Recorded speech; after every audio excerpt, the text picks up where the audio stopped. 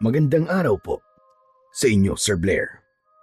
Sana ay palagi po kayong nasa mabuting kalagayan, pati na rin po ang inyong buong pamilya. Isa po pala ako sa mga bago niyong subscriber sa inyong YouTube channel. Kaya naisipan ko po na magpadala ng sarili ko pong kwento sa inyo. Parang ang astig kasi na mapakinggan ko ang sarili kong kwento sa inyong channel. Masasabi ko po na sa ngayon ay napakalaki na ng pinagbago ko. At ang naging dahilan ng pagbabagong yon ay dahil sa isang karanasan na hindi ko makakalimutan. Ako nga po pala si Vergel. At ito ang aking kwento. Nung binata pa po ako, ay kilala ako sa aming lugar bilang mayabang at barumbado. Binatilyo pa lamang ako ay marunong na akong makipagrambulan. Kung minsan pa nga, kahit walang dahilan ay nakikipag-away ako basta napagtripan ko. Pero hindi ko sinasabi na tama ang ganong gawain. Kaya sana sa mga nakikinig, lalo na sa mga kabataan, ay huwag niyo kong gagayahin. Dahil walang magandang maidudulot sa kahit na anong paraan ang pakikipag-away. Hindi ako sigurado kung bakit ako nahilig sa pakikipag-away. Pero sa tingin ko ay kulang ako sa atensyon, kaya naging barumbado ako. Kapag kasi nakikipag-away ako, ay nakukuha ko ang atensyon ng lahat. Isa pa, kulang din ako sa pagmamahal. Bata pa lamang ako nang ipamigay ako ng nanay ko sa ninang Telma ko. Matapos yun, ay nagpunta sa ibang lugar ang nanay ko at wala na akong naging balita sa kanya. Hindi naging maganda ang pagtrato ng ninang ko sa akin. Kulang na nga lang ay gawin niya akong alipin sa tindi ng pagpapahirap niya sa akin. Inintindi ko na lang siya dahil matandang dalaga siya. Sabi kasi nila, basta matandang dalaga daw ay masungit. Ngunit isang gabi ay biglang nawala ang ninang ko, Sir Blair. Isang misteryo ang pagkawala niya dahil lumabas lang siya para magpahangin. Nagtaka ako kasi napakatagal niya na hindi bumalik. At nang lumabas ako ay tanging ang isang tsinelas na lamang niya ang nakita ko. 3 araw na ang lumipas simula nang nawala si Ninang Telma. Pero kahit ang mga pulis ay hindi alam kung paanong nawala ang ninang ko. Isang umaga, matapos kong mag-almusal, ay namitas ako ng bulaklak sa garden ni Ninang Telma. Matapos yun, ay naglakad ako papunta sa bahay ng pinakamagandang dalaga sa baryo namin. Walang iba kundi si Alma. Sa aking paglalakad ay nakasalubong ko ang kaibigan kong si Tolome.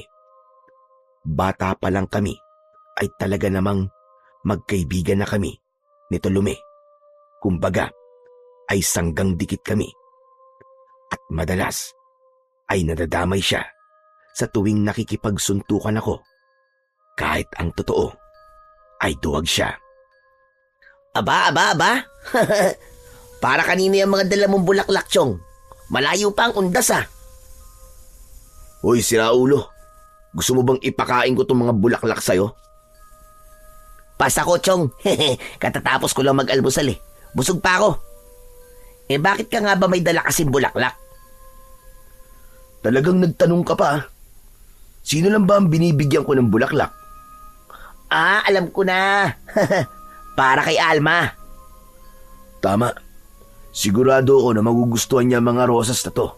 Dahil bagong pitas ko ang mga ito sa garden ni Ninang eh. nililigawan mo pa rin pala si Alma, ha?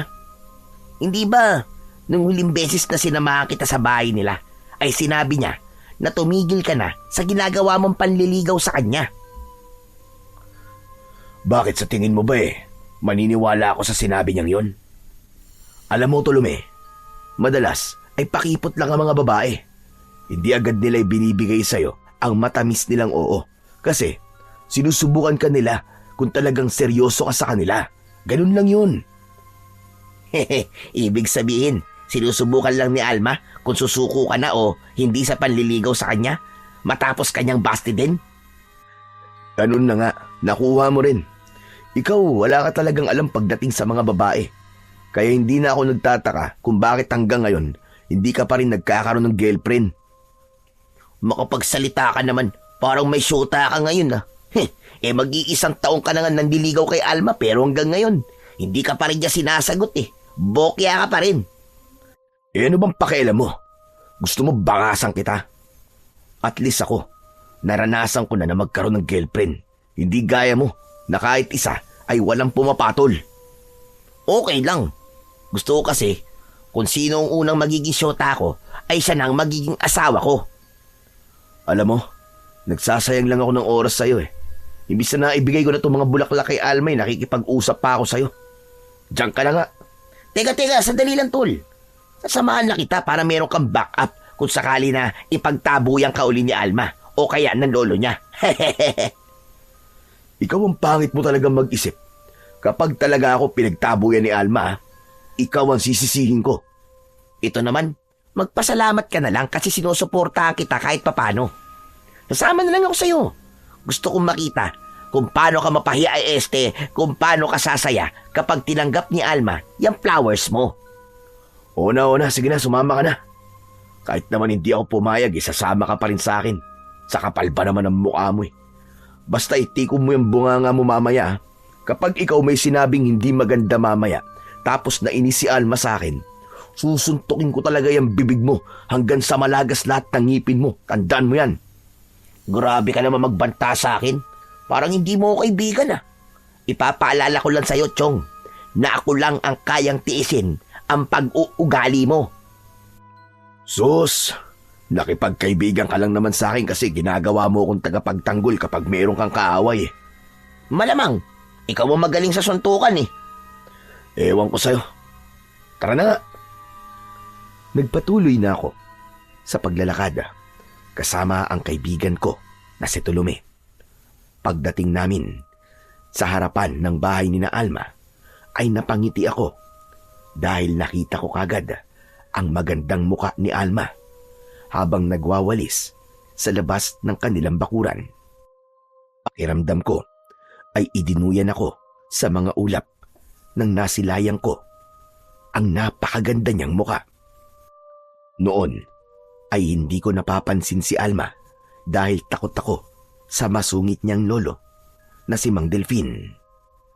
Pero nang sumali siya sa isang beauty contest sa aming baryo, ay doon ko na nakita ang kanyang ganda. Kaya kahit nakakatakot ang lolo niya, ay naglakas ako ng loob na manligaw sa kanya. Hindi nagtagal, ay nag-angat ng muka si Alma at agad siyang sumimangot nang makita niya ako. Lolo? Lolo, tingnan niyo oh. Nandito na naman si Berhel.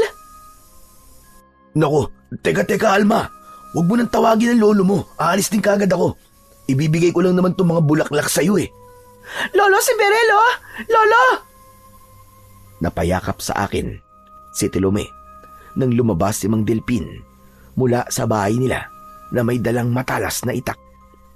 Iwinasiwas pa niya yon sa ere na para bang kapag nakalapit siya sa amin ay tatadtarin niya kami ng taga. Ngunit ganun pa man, hindi ako umalis sa aking kinatatayuan. Gusto kong makita ni Alma na kahit nakakatakot ang lolo niya, ay handa akong harapin ito. Ba't napakatigas ng ulo mo? Talagang bumalik ka pa rito? Hindi ba sinabi na sa ni Alma na tigilan mo na ang panggugulo sa kanya? Hindi ka talaga marunong makinig ano?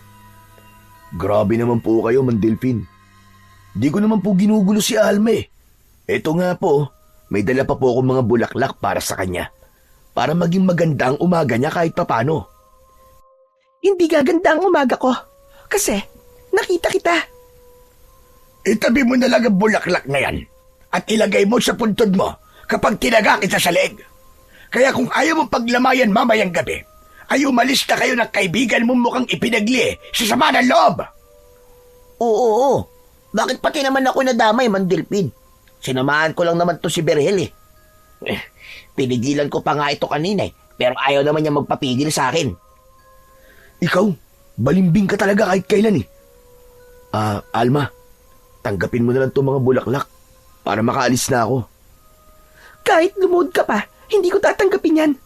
Hindi ba ang sabi ko sa'yo, ay tumigil ka na sa panliligaw sa akin? Hindi kita gusto at hindi kita magugustuhan. Bakit? Pumayag ba ako sa sinabi mo na tumigil na ako sa panliligaw sa'yo? Hindi naman, di ba? Saka ano bang ayaw mo sa akin? Guwapo naman ako. At kayang-kaya kitang buhayin. At sisiguraduhin ko na hindi ka magugutom. Saka, ang dami kayang mga babae ang nagkakandara pa na manligaw sa akin. At alam kong isa ka sa kanila, Alma. Ramdam ko na nagpapakipot ka lang at sinusubukan kung hanggang saan ang kaya ko. Ilusyonado. Hoy, ikaw, Berhel. Hindi ako magkakagusto sa kagaya mong barumbado. Nagtataka ka pa kung bakit hindi kita gusto? Mga pinagsasabi mo, ang malinaw na dahilan kung bakit ayoko sa'yo. Napakayabang mo. Ang taas ng tingin mo sa sarili mo. Mayabang ako kasi meron akong ipagyayabang. Tama na yan. Hoy, ikaw, Berhel, umalis ka na. Imbis na hinahanap mo ang ninang mo nanggugulo ka pa rito ng ganito kaaga. Alis, lumayas na kayong dalawa. Nakakasira lang kayo ng araw.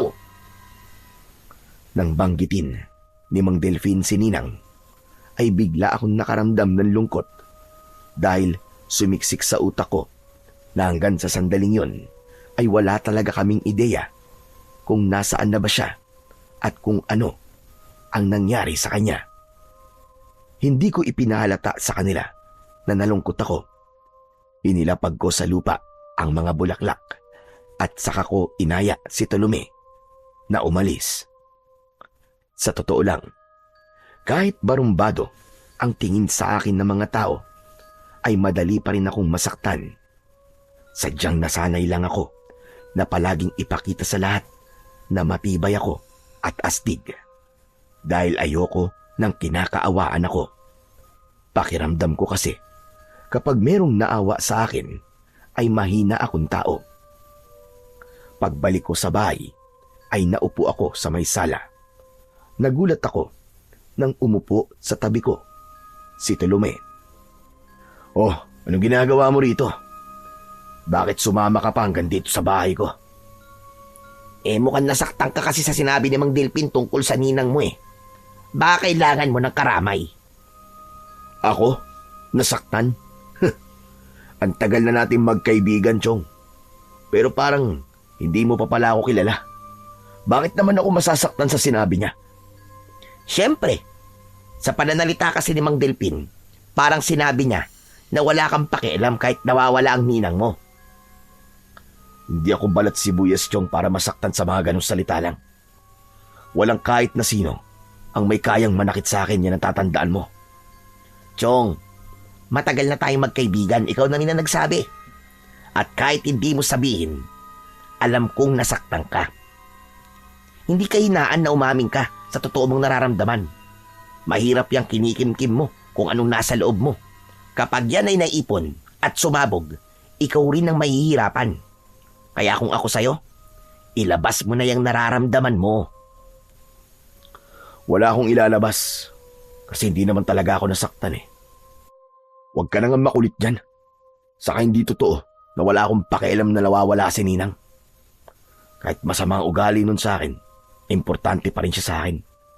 Kasi siya ang umampun sa akin nang ipamigay ako ng nanay ko. Pero Chong, ano na palang balita sa paghahanap ng mga pulis kay Aling Telma? May balita ka na ba? Ayun, wala pa rin maisagot sa akin ng mga pulis nung humingi ako ng update sa kanila kahapon. Wala namang kasing kaaway si Ninang eh. Kung kinidnap naman siya, sana'y merong nanghihingi sa akin ng ransom para palayain siya. Pero mag-iisang linggo na siyang nawawala, Chong. Alam mo, Berhel, meron akong teorya sa pagkawala ng ninang mo eh. Naisip ko kasi, hindi ba matandang dalaga si Aling Telma? Hindi kaya meron siyang syota, tapos hindi niya sinasabi sa'yo. Baka nagtanan silang dalawa. Baliw. Magbibigay ka lang ng tsorya eh. Yun napakahirap ang paniwalaan. Ano bang tingin mo kay Ninang teenager para makipagtanan? Sira ulong to. Alam mo, malamang kung may boyfriend yun, ay pagsasabi niya kagad sa buong baryo natin para hindi na siya tinutukso na matandang dalaga. Nagsabi lang naman ako ng tsorya ko eh. Nasabihan pa ng baliw.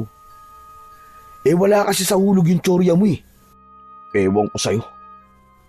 Pero alam mo, Tolome, nag-aalala talaga ako para kay Ninang. Biglaan kasi ang pagkawala niya. Imposible naman na naglayas siya o nagpakalayo-layo. Kilala ko yun eh. At hindi niya gagawin ang ganung bagay. Ipagdasal na lang natin, Chong, na kung nasan man ang ninang mo ay ligtas siya. O siya, paano? Uwi na ako. Puntahan mo na lang ako sa bahay kapag kailangan mo na makakausap ha. Saka tigilan mo na si Alma, Chong. Wala kang mahihita sa kanya. Sumuko ka na.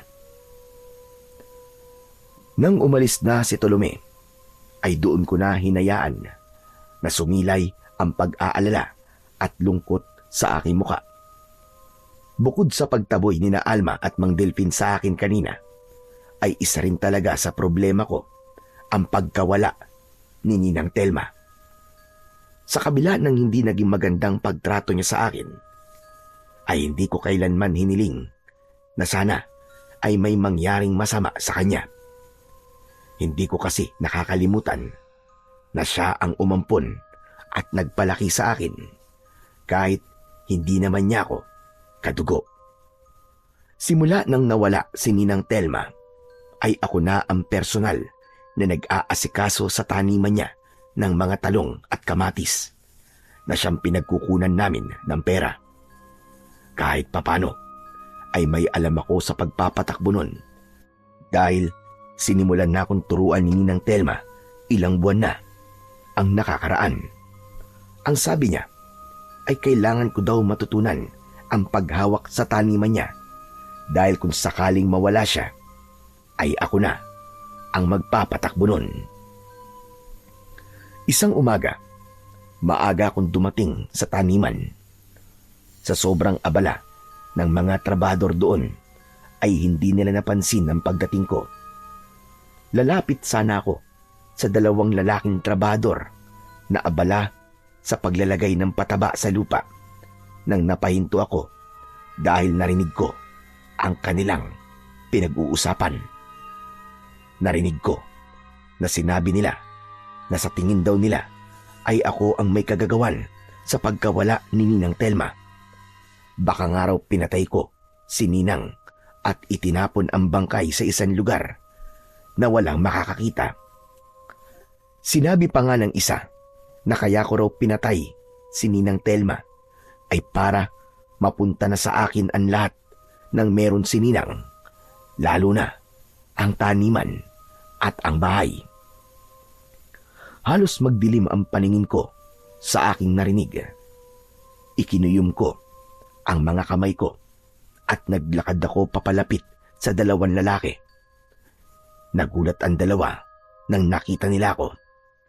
Bago pa sila makalayo, ay agad kong binigwasan ng suntok sa muka ang isa, habang ang isa naman ay malakas kong tinadyakan sa tuhod.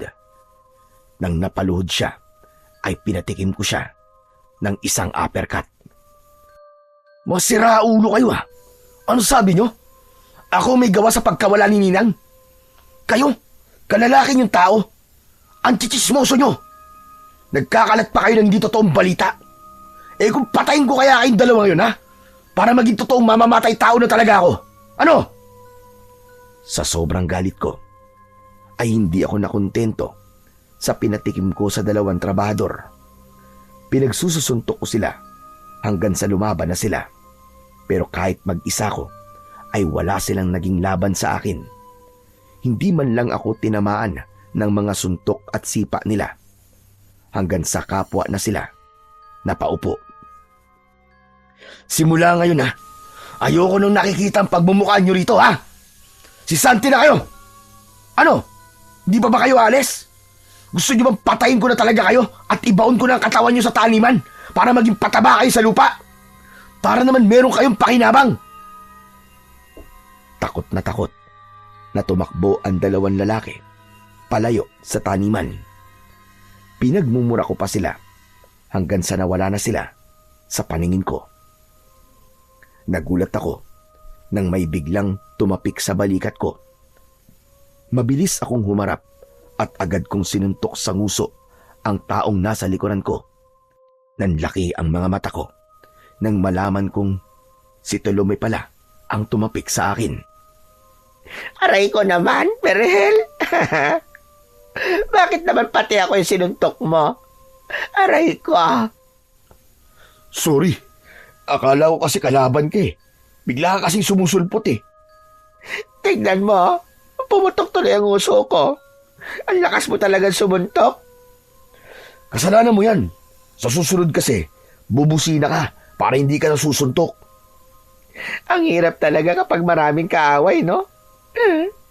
Lahat ng tatapik sa balikat mo, isipin mo na kaaway mo. Ano ba nangyari, Bakit ang aga-aga nang bubugbog ka ng trabador dito? Dapat lang yun sa kanila. Kulang pa nga yun Narinig ko na pinag-uusapan nila ako. Ang sabi, ako raw ang may gawa sa pagkawala ni Ninang. Pinagbibintangan ba naman akong pinatay ko si Ninang at itinapon ko raw ang bangkay kung saan para mapunta na sa akin ng lahat ng ari-arian niya? Aba, mga loko nga yun Sandali, bubugbugin ko rin sila. Oo, tama na. Susundan mo pa Nakaalis na nga. Kung kanina mo sana ako tinulungan habang binubugbog ko sila, matutuwa pa ako sa'yo. O baka gusto mong pabalikin ko sila para ikaw naman ang makipagsuntukan sa dalawang mokong na yun. Ano, gusto mo? Wag na. Mukhang nabugbog mo naman na sila ng gusto Okay na yun. Magpapagod pa ba ako? Pero Chong, grabe sila sa'yo, no? Bakit naman nila iisipin na ikaw ang may kagagawan sa pagkawala ng ninang mo? Di ko rin alam Malamang, narinig nila sa kung sinong chismis na yun. Ibig sabihin, may mga tao na nag-iisip na ako may kasalanan sa pagkawala ni Ninang. Nasasabi siguro nila yun kasi nakikita nila ako na parang walang pakialam Bakit? Nakikita ba nila kung paano ako mag-alala kapag mag-isa lang ako? Siyempre, walang makakakita sa'yo. Kasi sabi mo, mag-isa ka lang. Ewan ko sa'yo. Masyado kang pilosopo. Ito naman, nagbibiro lang ako Parang pinapatawa ka lang Pero Chong, huwag ka mag-alala. Naniniwala ako na wala kang kasalanan. Hayaan mo na lang yung mga taong may nasasabing masama tungkol sa'yo. Panigurado, naiinggit lang ang mga yun sa'yo. Kasi, totoo na sa'yo talaga mapupuntaan lahat ng meron si Aling Telma kung sakaling hindi na siya makita. Manahimik ka nga. Wala akong interes sa kung anong meron ng ninang ko. Mas gusto ko pang makita na siya. Kasi ayokong magpatakbo ng taniman niyang to. Nakakapagod kaya itong ginagawa ko rito. Saka, nawawalan na ako ng oras para kay Alma. Kasi maghapon ako nandito sa taniman. Ikaw, puro ka naman talaga Alma. Kahapon lang pinagtabuyan ka nga niya, di ba? Lubayan mo na si Alma, Chong. Dito ka na muna sa taniman niyo mag-focus. Saka sa paghanap sa ninang mo. Kahit ilang beses pa akong ipagtabo yan ni Alma, hindi ako susuko. Hindi ako titigil hanggang sa maging syota ako na siya. Titigilan ko lang siya kapag ikinasal na siya sa ibang lalaki. Bahala ka na nga sa buhay mo. Kung anong gusto mong gawin, gawin mo. Basta walang sisiyan sa bandang huli kapag nasaktan ka. Huwag mong sasabihin sa akin na nagkulang ako ng paalala sa'yo, Naputol ang pag-uusap namin ni Tolome nang biglang dumating si Mang Delpin. Sinabi niya sa akin na gusto niyang makapag-usap kami ng kaming dalawa lang. Gusto pa sanang sumama ni Tolome, pero nang tignan siya ni Mang Delpin ng masama, ay natakot si Tolome at hindi niya na ipinilit ang gusto niya. Inaya ko si Mang Delpin sa maliit na kubo kung saan nagpapahinga ang mga trabador. Dahil oras pa ng trabaho ay walang ibang tao ron, kundi kaming dalawa lamang. Medyo kinabahan ako dahil may hinala na ako kung ano ang sasabihin sa akin ni Mang Delpin. Kung nandito po kayo para sabihin sa akin na tigilan ko na si Alma, ay mas mabuting umalis na po kayo. Dahil hindi ako titigil sa panliligaw sa apo nyo. Mahal ko po talaga si Alma, Mang Delpin. Nagkakamali ka. Hindi tungkol kay Alma ang pag-uusapan natin. May ibang bagay pa po ba tayong pwedeng pag-usapan bukod sa kanya? Nandito ako para pag-usapan natin ang tungkol sa pagkawala ni Telma. Si Ninang? Bakit, Berhel? May iba ka pa bang kilalang Telma bukod sa ninang mo? Wala na po. Ang ibig ko pong sabihin ano pong sasabihin nyo tungkol kay Ninang? Sa tingin ko kasi, ay alam ko na kung sino ang dahilan ng pagkawala niya. Pero bago ko sabihin sa iyo ang aking hinala, ay gusto kong mangako ka sa akin na wala kang pagsasabihan na kahit na sino tungkol sa mga sasabihin ko sa iyo ngayon. Kahit dun sa kaibigan mong mukhang ipinagli sa sama ng loob. Si Tulume po ba? May iba ka pa bang kaibigan bukod kay Tulume? Yung taong yun lang naman ang nakakatiis sa ugali mo. Kaya imposible na magkaroon ka pa ng ibang kaibigan maliban kay Tulume. Grabe naman po kayo magsalita. Nagsasabi lang ako ng totoo, Berhel. Basta, mangako ka sa akin na wala kang pagsasabihan ng mga sasabihin ko sa iyo hanggat hindi ako nakakasiguradong totoo ang hinala ko. Nagkakaintindihan ba tayo? Opo, Mang Delpin. Huwag po kayo mag-alala. Kasi kung ano mapag-uusapan po natin dito, ay hindi nalalabas sa kubong ito. Aasahan ko yan. Makinig ka. Naisip ko kasi na kailangan mo itong malaman dahil pamilya mo nawawala. Ang ibig kong sabihin ikaw ang itinuturing na pamilya ni Telma. May hinala kasi ako na isang aswang ang kumuha kay Telma. Ano po? Tama po bang pagkakarinig ko? Aswang ang kumuha sa kanya? Yan naman hinala ko pa lamang at hindi pa ako sigurado. Pero Mang Delpin, paano niyo po nasabing aswang po ang kumuha kay Ninang? Saka paano aswang po ang kukuha sa kanya? Hindi naman po totoo mga aswang Kwentong matanda lang yun, panakot sa mga bata. Nagkakamali ka, Berhel. Totoo sila. Totoong-totoo ang mga aswang.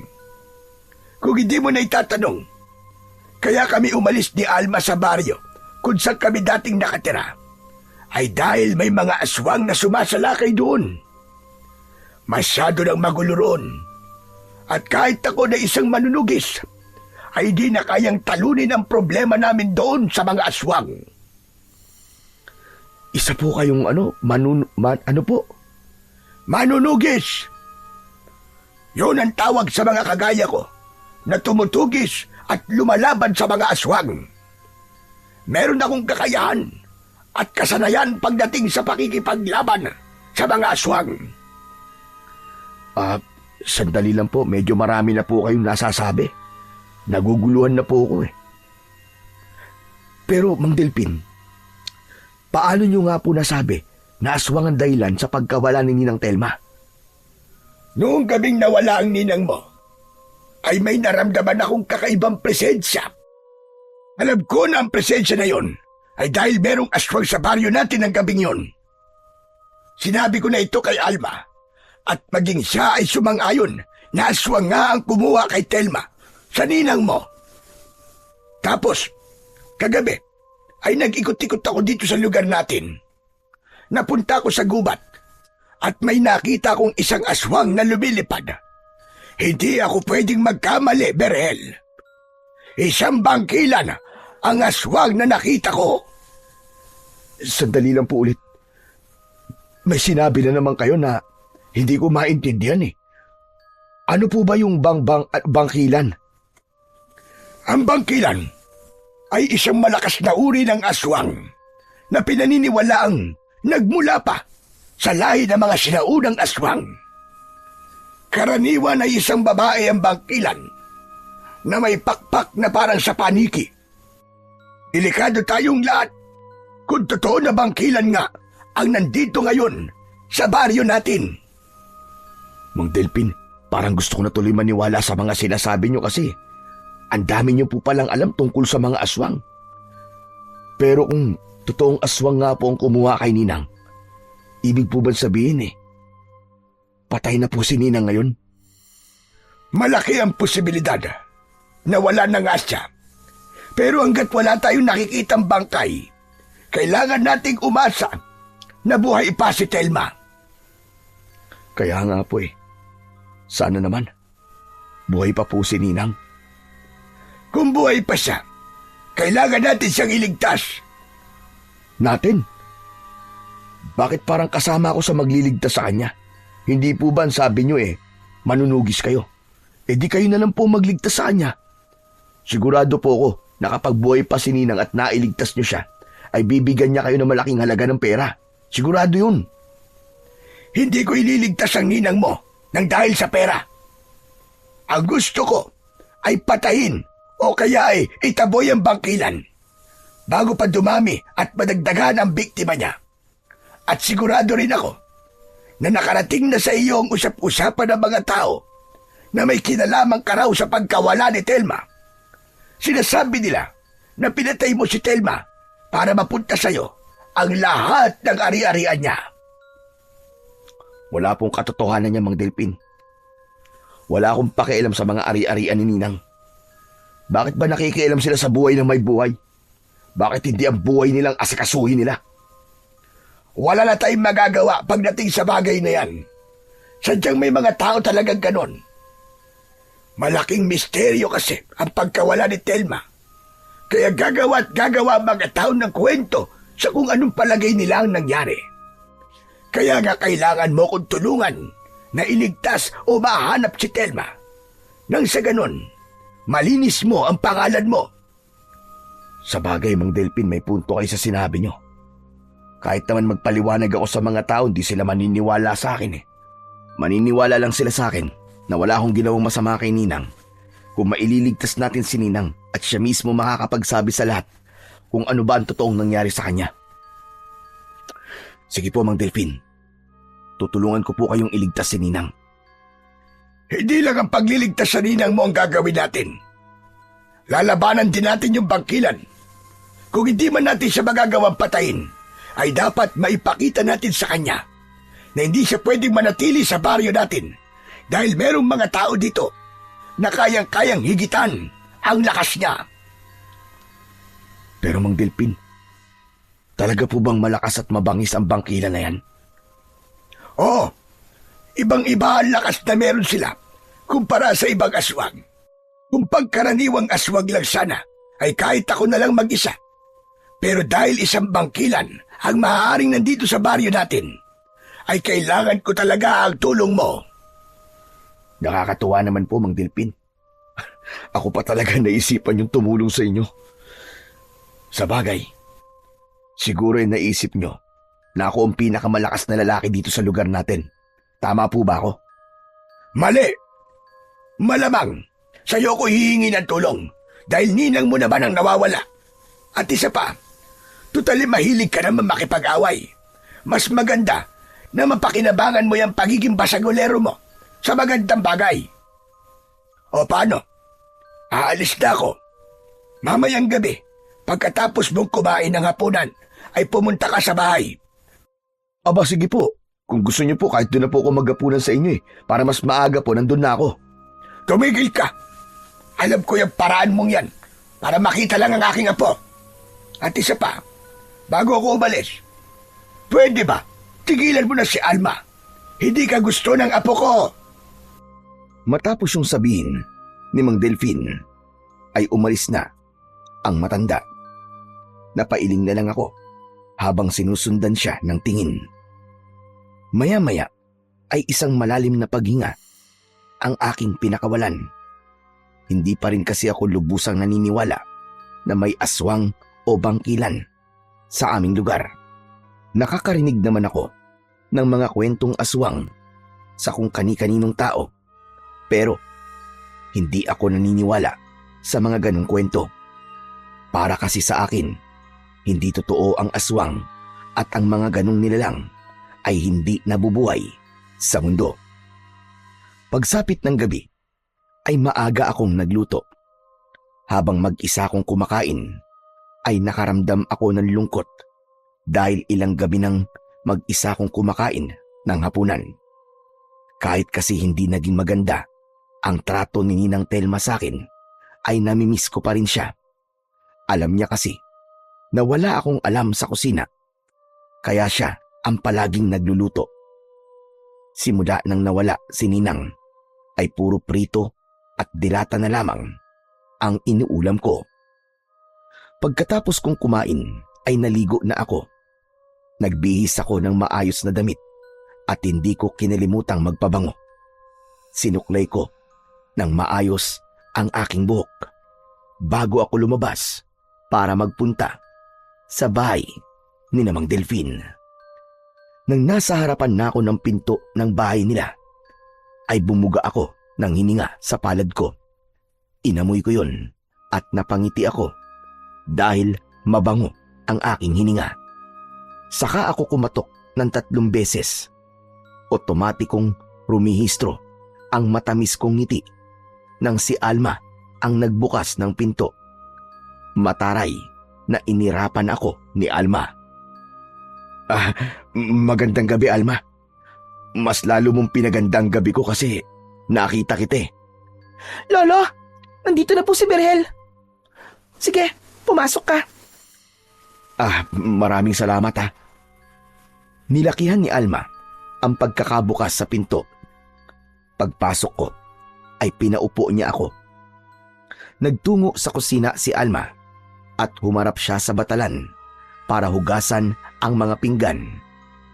Hindi nagtagal ay lumabas si Mang Delfin sa isang kwarto at nagulat ako dahil may dala siyang espada. Mahaba ang espadang hawak ni Mang Delfin. Sa tingin pa lang ay alam kong napakatalim nun. Ang hawakan nun ay kulay ginto at merong mga nakaukit na simbolo na wala akong ideya kung ano ang ibig sabihin. Wow! Grabe! Ang angas naman ng espada na yan, Mang Delfin. Ang ganda! Sa inyo po ba yan? Malamang sa akin to. Nakita mo namang hawak ko, di ba? Yan po bang gagamitin yung armas sa pakikipaglaban dun sa bangkilan? Oh, tama ka. Ito nga. Ikaw, may dala ka ba? Kahit man lang itak. Wala po eh. Hindi niyo naman kasi sinabi sa akin na kailangan kong magdala eh. Ang bihira.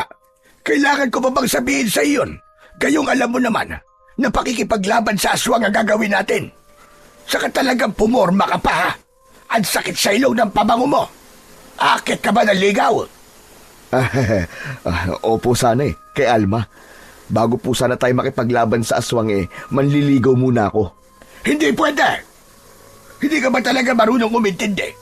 Sinabi ko na nga sa'yo na ayaw sa'yo ni Alma. Maghanap ka na lang ng ibang babaeng liligawan mo at huwag mong sayangin ang oras mo sa apo ko. Saka talagang panliligaw pa ang uunahin mo kaysa sa ninang mo na nawawala. Ayos lang po na masayang ang oras ko. Basta kay Alma ko po yun sasayangin. Alam mo ikaw, Berhel, kung hindi mo lang ninang ang nawawala, ay hindi ikaw ang hihingan ko ng tulong. Alma, kunin mo nga dyan yung isang itak. Teka, bakit po? Ano pong gagawin niyo sa itak? Kumalma ka, hindi kita tatagain. Total wala kang dalang armas, ay yung itak mo na rito sa bahay ang gagamitin mo sa data. Pero sa susunod, magdala ka na ng sarili mo ha. Hindi pwede yung ganyan, nasasaba ka sa gera na wala kang dalang sandata. Hindi nagtagal ay lumapit sa akin si Alma. Inabot niya sa akin ng itak na nakalagay pa sa kaluban. Matamis naman akong ngumiti sa kanya. Maraming salamat, Alma. Huwag ka mag-alala. Kasi akong bahala sa lolo mo. Nagpapatawa ka ba? Baka si Lolo ang bahala sa'yo. Tama na yan. Umalis na tayo, Berhel. Alma, ikaw na munang bahala rito. Mang Delpin, pwede po bang makahingi kay Alma ng kahit isang halik lang sa pisngi? Kumbaga parang pampagudlak. Gusto mo bang itong kamao ko ang umalik dyan sa gusto mo, ha? Hehehe, nagbibiro lang po. Kung makakalusot lang. Masyado naman po kayong seryoso. Tara na po. Gusto ko na kasing makita yung bangkilan na yun eh. Kapag nagkataon kasi, ito ang unang beses na makakakita ko ng aswang. Sigurado ako na kapag nakita ko ng personal yung aswang, talagang maniniwala na ako sa mga sinasabi niyo, Mang Delphin. Ang dami mo pa sinasabi. Tara na!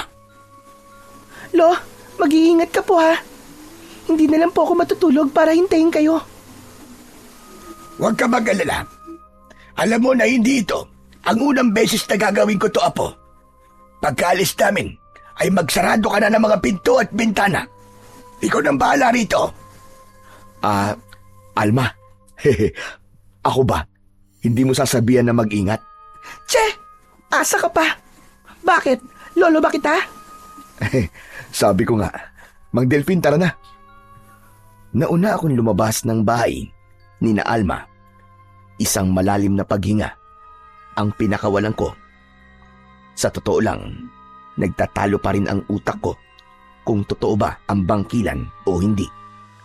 Isa rin sa dahilan kung bakit ako nagdesisyong sumama kay Mang Delphin sa gabing yon ay para malaman kung totoo nga bang may aswang. Maya-maya ay lumabas na si Mang Delphin. Nakasabit sa likod niya ang espada at may dala siyang lampara. Nagsimula na kaming maglakad papunta sa gubat. Kinailangan pa naming tumawid sa ilog bago kami nakarating sa bukana ng gubat.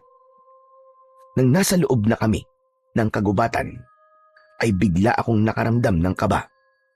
Wala kasi akong ideya sa kung ano ang mangyayari sa amin sa gabi na yon. Mang Delphin, sigurado po ba kayo na nandito po sa gubat yung sinasabi niyong bangkilan? Hindi ba't sinabi ko na sa iyo na dito ko siya nakitang lumilipad? Malamang dito siya nagtatago para hindi siya makita kagad ng mga tao. Sa totoo lang, Mang Delphin, parang medyo kinakabahan ako eh. Kung tao siguro ang kakaharapin natin, kahit wala na ako nitong itak, okay lang eh. Pero para magdala kayo ng ganyang espada, mukhang matindi talaga makakalaban natin ngayon. Saan niyo po pala nakuha yung espada na yan? Paano po kayo nagkaroon yan? Ipinamana pa sa akin to ng lolo ko na isa ring manunugis ng mga aswang. Binata pa lamang ako ay nasa akin ang espadang ito. Ayon sa kwento ng lolo ko, ibinigay sa kanya ng kaibigan niyang engkanto ang espadang ito para magamit niya sa pakikipaglaban sa mga aswang. Kumbaga, ginawa talaga ito para sandata laban sa mga aswang. Totoo rin po pala mga engkanto. Sa paniniwala ko ay oo. Naniniwala ako na hindi lang tayong mga tao at mga hayop ang naninirahan dito sa mundo. Maraming misteryo ang mundong ito na mahirap paniwalaan. Pero totoong totoo.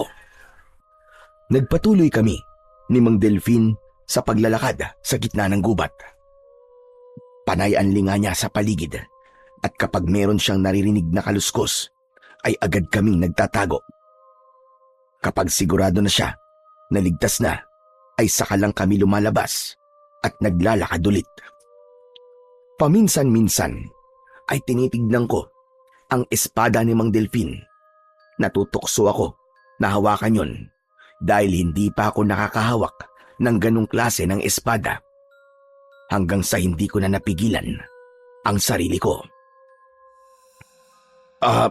Sandali lang, Mang Delphin. Ano kasi, pwede ko bang mahawakan yung espada nyo? Wag na! Kundi ikaw ang nagmamay-ari nito, ay hindi mo ito mabubuhat. Po? Ibig niyo po bang sabihin ikaw lang po ang nakakabuhat niyan? Ganun ba? Tama ka, ganun na nga. Kaya wag mo nang subukan. Sus, hindi niyo ba nakikita tong muscle ko? Sa laki ng braso ko, sigurado akong kayang-kaya kong buhatin yan. Isang sako nga ng bigas, kaya kong buhatin. Yan pa kaya? Sige, tutalay mayabang ka rin lang. Pagbibigyan kita. Kapag itong espada hindi mo nabuhat, hindi ka na talaga pwedeng manligaw kay Alma. Oh, bakit naman naisali pa si Alma sa usapan natin? Para mas magpursigi ka, nabuhatin itong espada ko. Sige na nga po. Basta kapag nabuhat ko yan papayagan niyo na ako manligaw ulit kay Alma at hindi na kayo magsusungit sa akin kahit kailan. Walang problema. Pumapayag ako sa sinabi mo na yan. Hanggang sa inilapag ni Mang Delfin ang espada sa lupa. Matiin kong tinitigan ng espada at inunat ko pa ang aking mga braso at pinaputok ang aking mga daliri. Yumuko ako at hinawakan ko ang hawakan ng espada gamit lamang ang dalawa kong kamay. Tiwala ako na magagawa ko yung buhatin dahil alam ko na malakas ako. Pero nang sinubukan kong iangat ang espada, ay hindi ko man lang yon nagawang maigalaw. Ilang beses kong sinubukan, pero nabigo lang ako. Lahat na yata ng lakas na meron ako ay ginamit ko na, pero hindi ko man lang nagawang iangat sa lupa ang espada ni Mang Delfin. Hanggang sa sumuko na lang ako. Tagaktak na ang pawis sa aking muka at medyo mabilis na ang aking paghinga. Ayoko na. Grabe, suko na ako. Napakabigat pala talaga niyan. Akala ko ba ay kaya mo? Mukhang kakaiba talaga yung espada niyo Hindi ko pala talaga kayang buhatin yan. Galing talaga sa engkanto. Di hindi ka na talaga pwedeng manligaw sa apo ko. Pero Mang Delfin, ang usapan ay usapan at hindi na yung pwedeng mabago. bad trip naman oo. Saka kahit payagan kitang ligawan si Alma, ay wala ring mangyayari. Kasi wala siyang gusto sa'yo. Ayaw niya sa'yo. Ayaw ng apo ko sa mayabang at sa basagulerong kagaya mo. Bakit ba ayaw niya sa ganung lalaki? Mas okay nga yun kasi mayroong magtatanggol sa kanya kasi matapang ako. Alam mo, iho, ang tunay na tapang ay yung kayang ilugar ang tapang niya. Hindi gaya mo na palaging naiisip na solusyon sa isang problema ay away at suntukan. Magsasalita pa sana ako nang biglang humangin ng napakalakas. Nagimbal ako dahil halos yumuko na ang mga puno ng kawayan na nasa hindi kalayuan. Nalaglag ang mga dahon mula sa mga puno. Sinundan yun ng kakaibang huni na parabang mula sa isang napakalaking ibon. Nagulat ako nang hinila ako ni Mang Delfin sa braso. Dinala niya ako sa likod ng isang makapal na halaman. Pinatay niya ang sindi ng lampara. Nang muling umalingaw-ngaw ang malakas na huni, ay tumingala ako at doon ay nakita ko ang isang nilalang na lumilipad. Sigurado ko na hindi yun isang malaking ibon dahil meron yung mga kamay at paa. Kung titignan ay para yung isang taong may napakalaking pakpak. Mang Delfin, yun na po ba ang bangkilan? Oo, siguro naman ay naniniwala ka na ngayon sa akin. Dito lang muna tayo. Hindi niya tayo pwedeng makita kagad dahil mahihirapan tayong dumepensa kung aatakihin niya tayo mula sa itaas. Kailangan nating malaman kung saan siya naglulungga at baka nandun ang ninang mo. Labis ang kilabot na nararamdaman ko ng mga sandaling yon. Nagtaasan ang balahibo sa mga braso ko habang pinapanood ko ang paglipad ng aswang na bangkilan. Paikot-ikot lang siya sa ere at wala akong ideya kung bakit niya yon ginagawa. Hindi nagtagal ay bumaba na ang bangkilan. Lumapag siya hindi kalayuan sa pinagtataguan namin ni Mang Delfin. Nang nakita ko siya sa mas malapitan, ay doon ko nasilayan ang nakakatakot niyang itsura. Isa siyang babae na may mabalasik na muka na parabang isang halimaw. Mahaba at matutulis ang kanyang mga kuko na parabang patalim. Gaya ng sinabi ni Mang Delpin, ay meron yung pakpak na napakalaki na parabang sa paniki. Mahaba din ang kulay itim niyang buhok na halos sumayad na sa lupa. Ang mga mata niya ay puro puti ang kulay na mas lalong nagbigay ng nakakatakot na itsura sa kanya. Halos hindi na ako humihinga ng mga sandaling yon. Pakiramdam ko kasi kahit paghinga ko ay pwede niyang marinig. Hanggang sa muling lumipad ang aswang na bangkilan. Patungo siya sa isang direksyon na hindi namin alam kung saan. Tara na, Berhel. Kailangan nating sundan ang pupuntahan ng bangkilan. Nang lumabas si Mang Delpin sa kanyang pinagtataguan, ay agad naman akong sumunod sa matanda. Habang tumatakbo kami, ay hindi namin inaalis ang tingin namin sa bangkilan. Nang mga sandaling yon, ay wala akong ibang nasa utak, kundi ang mahanap na si Ninang Telma. Hindi ako sigurado kung buhay pa siya o hindi na, pero gusto ko pa rin siyang makita. Hanggang sa nawala na lang bigla ang bangkilan sa paningin ko at hindi ko na alam kung saan siya nagpunta. Natakpan kasi ng makakapal na dahon ng mga puno ang aming paningin at matapos yon ay hindi ko na nagawang sundan ng tingin ang bangkilan. Huminto sa pagtakbo si Mang Delpin at luminga-linga siya sa paligid. Sandali lang. Saan na nagpunta yung bangkilan? Nakita mo ba, Berhel? Hindi nga po eh. Nawala po siya sa paningin ko eh. Dahil po sa mga puno, hindi ko na nasundan. Saka ang bilis niya pong lumipad. Grabe. Ang malas naman natin. Pagkakataon na sana natin ito para malaman kung saan siya nagtatago. Kaya nga po eh. Umasa pa naman ako na mahahanap na natin si Ninang ngayong gabi. Paano yung Mang Delpin? Ano na po palang gagawin natin ngayon? Uuwi na muna tayo. Pero bukas ng gabi ay pupunta ulit tayo rito.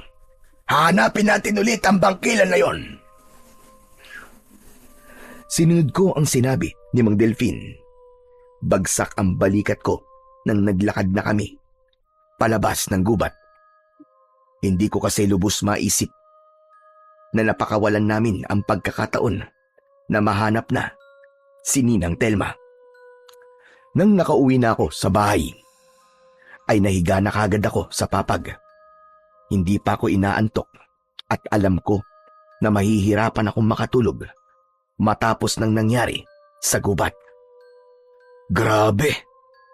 Totoo pala talaga ang aswang sa kayong bangkilan. Akala ko talaga nagbibiro lang si Mang Delpin nang sabihin niya sa akin yung bagay na yun. Ngunit bukod sa bangkilan, ay nahihiwagaan pa rin ako sa dalang espada ni Mang Delpin. Kataka-taka kasi na kapag si Mang Delpin ang may dala nun, ay parang napakagaan lang. Pero kapag ako na ang sumubok na buhatin yun, ay napakabigat. At nandahil sa mga nangyari sa gabing yon, napatunayan ko sa akin sarili na marami pala talagang hiwagang bumabalot sa ating mundo. Maraming bagay na kung iisipin ay katang-isip lamang. Pero totoo pala. Madaling araw na nang nakatulog ako. Kaya nang nagising ako ay tanghali na. Paglabas ko ng kwarto ay nagunat ako ng katawan kasabay ng mahabang paghikab. Hindi ko nagawang tapusin ang paghikab ko dahil nagulat ako nang nakita ko si Tolome na nakaupo sa may sala habang may hawak na isang baso ng kape. Good morning, Berhel. Oh, anong ginagawa mo rito? Paano ka nakapasok? Sa pinto, syempre. Saan pa ba? Kinandado kong pinto bago ako matulog kagabi Napakadali lang kasi buksan ang pinto mo. Sinundot ko lang ng alambre yung kandado. Tapos yun, nabuksan na kagad. Hehehe. Ngayon ko lang nalaman na may lahi ka rin palang magnanakaw, ano? Ano magnanakaw ang sinasabi mo? Hoy, wala akong ninanakaw dito ha. Pumasok lang ako kasi ang init-init sa labas. Kahit na wala kang ninanakaw, yung kakayahan mo naman na magbukas ng pintong nakakandado nang hindi gumagamit ng susi ay gawain ng mga magnanakaw. Sus, ang dami mo naman sinasabi. Sa kaibigan mo naman ako ah. Ano naman kung pumasok ako rito nang hindi nagsasabi sa'yo? Ginagawa ko naman to dati pa. Iba yun. Ngayon ka lang pumasok dito habang tulog ako. Sa ano bang ginagawa mo rito? Ano ba kailangan mo sa akin? Nandito ka ng ganito kaaga. May pakapi-kapi ka pa dyan ha? Bisita ka? Tanghali na ngayon para sa kalaman mo. Hindi ba nag-usap kayo ni Mang Delpin kahapon? Oh, ano naman ngayon? Anong pinag-usapan nyo? Baka pwede mo naman sabihin sa akin, no? Chismoso ka rin pala, no? Wala kang kinalaman sa pinag-usapan namin. Kaya hindi mo na kailangan malaman yun. Ang KJ naman ito, oh. Sige na, Chong, sabihin mo na. Tayong dalawa na nga lang magkaibigan tapos naglilihim ka pa sa akin. Porke ba magkaibigan tayo wala na akong karapatan na maglihim sa'yo? Hindi naman sa ganun, Chong.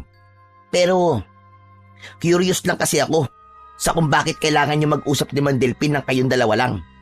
Kung tungkol kasi kay Alma ang pinag-usapan nyo, sigurado ako na sasabihin niya yun kahit nandun ako. Kung makapagsalita ka, para kang investigador ha. Alam mo, isipin mo na lang na hindi yun nangyari. Tapos. Paano ko gagawin yun? Halos hindi na nga ako nakatulog kagabi dahil sa kakaisip eh. Sige na, Chong, sabihin mo na sa akin. Kahit anong pilit pang gawin mo sa akin, ay hindi ko sasabihin sa iyo ang pinag-usapan namin ni Mang Delpin. Saka nangako ko kay Mang Delpin na hindi ko sasabihin sa kahit na sino yun na pag-usapan namin kahapon. Sabi ko na nga ba importante yung pinag-usapan nyo eh. Kasi kung wala lang yun, bakit kailangan mangako ka pa sa kanya ng ganun? May tinatago ka talaga sa akin, Chong. May sinabi ba ako na wala akong tinatago? Sige, para matahimik ka na, bibigyan kita ng ideya sa pinag-usapan namin. Basta, tungkol kay Ninang Telma. Okay ka na ba? Bakit? May alam ba si Mang Delpin sa pagkawala ni Aling Telma? Hanggang doon na lang ang pwede kong sabihin sa'yo.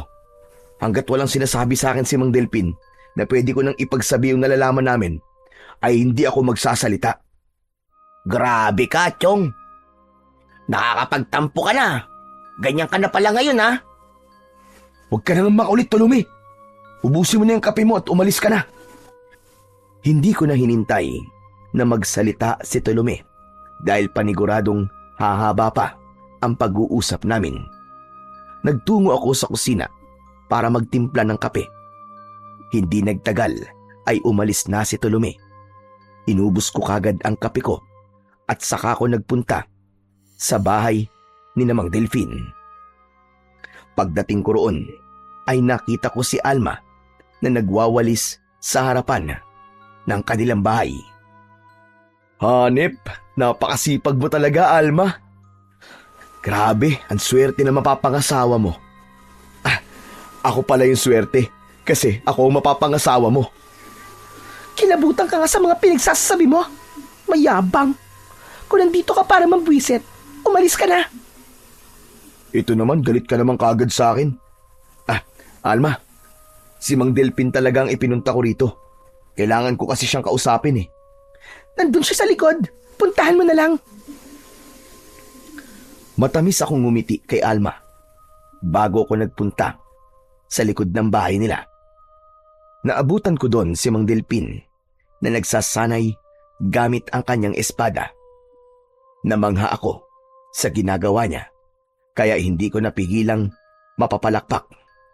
Huminto si Mang Delpin at lumapit ako sa kanya. Anong ginagawa mo rito? Mang Delpin, itatanong ko lang po kasi kung sasabihin na ba natin sa mga tao yung tungkol sa bangkilan. Mangyaring si Tulumi kasi, kinukulit niya akong sabihin ko sa kanya yung napag-usapan natin kahapon. Sa ngayon, wag muna. Alam mo namang ito ang unang beses na nagkaroon ng aswang dito sa baryo na to. Tapos bangkilan pa. Paniguradong marami ang hindi maniniwala sa atin.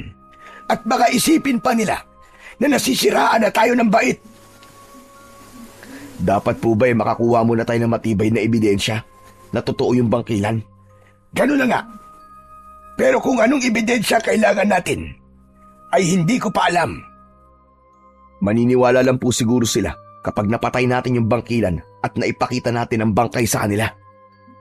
O kaya, pwede rin na kung buhay pa si Ninang at hawak siya ng bangkilan, ay kailangan natin mailigtas si Ninang. Kasi siya ang makakapagsabi sa mga tao ng katotohanan. Tama yung mga naisip mo. Minsan pala'y gumagana rin ng maayos ang kukote mo. Sana ay gawin mo yan na madalas. Pambira naman kayo, Mang Delpin.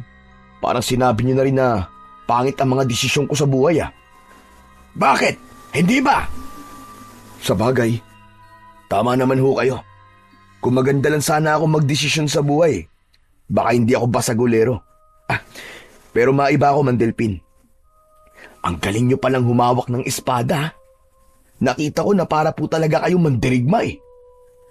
Kung nakita mo lang sana noon kung paano ko gamitin ang espadang ito habang nakikipaglaban ako sa mga aswang, ay baka mas lalo ka pang humanga sa akin. Wala na. Matanda na ako. Mabagal na akong kumilos at hindi na ako kasing lakas ng dati.